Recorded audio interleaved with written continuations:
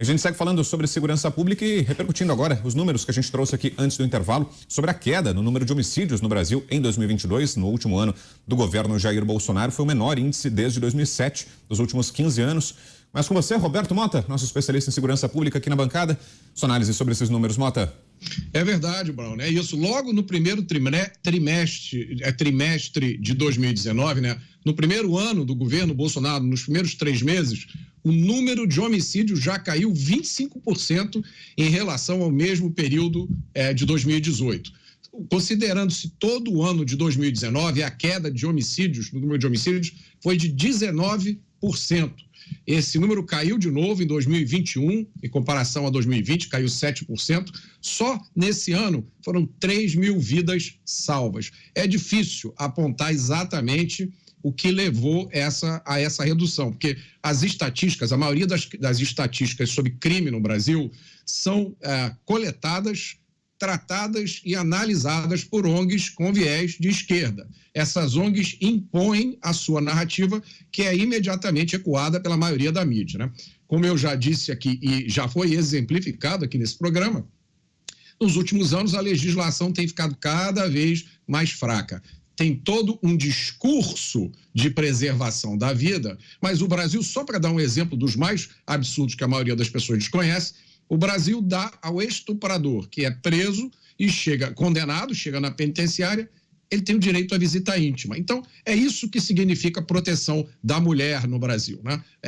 São benefícios cada vez maiores para os criminosos, punições cada vez menores.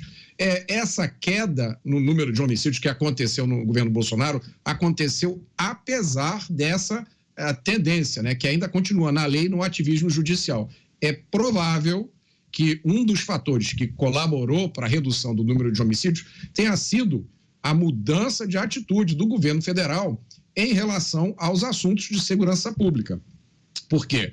Desde que eu comecei a me interessar por esse assunto, pela primeira vez, eu vi um governo federal articular claramente uma coisa com a qual a maioria de nós vai concordar. É uma visão de que o criminoso deve ser punido e de que a preocupação do Estado tem que ser, primeiro, com o cidadão de bem, não com o bandido. Infelizmente, parece que nós voltamos àquele tempo em que a maioria dos cuidados e benefícios do Estado vão para os criminosos. E para a vítima só resta uma cova rasa e o esquecimento. Avinato. Olha, me entendam bem. Eu não estou discordando do Mota nisso, mas tem um prisma que eu quero deixar bastante claro. Nós tivemos aí também uma pandemia, muita atividade criminosa não aconteceu. Vamos pegar o período de 2021, que nós tivemos menos atividade de bandido na rua, nós tivemos menos guerra de facção. Tudo isso é válido, mas nós precisamos ter esse dado também. Esse espaço, quanto menos gente circulando, menos crime acontecendo. Tanto é que se fala em São Paulo, para falar que a polícia de São Paulo diminuiu a sua letalidade, os horríveis policiais não mataram tanto nesse período em comparação com o período anterior, porque tem o fator pandemia, menos atividade na rua, menos criminalidade na rua. A gente precisa lembrar disso, porque essa estatística, ela é uma faca de 2 gumes. Quando a gente olha para o argumento da letalidade policial com a câmera e o período antes câmera, isso é um perigo. Mas de fato caiu, isso é para se comemorar.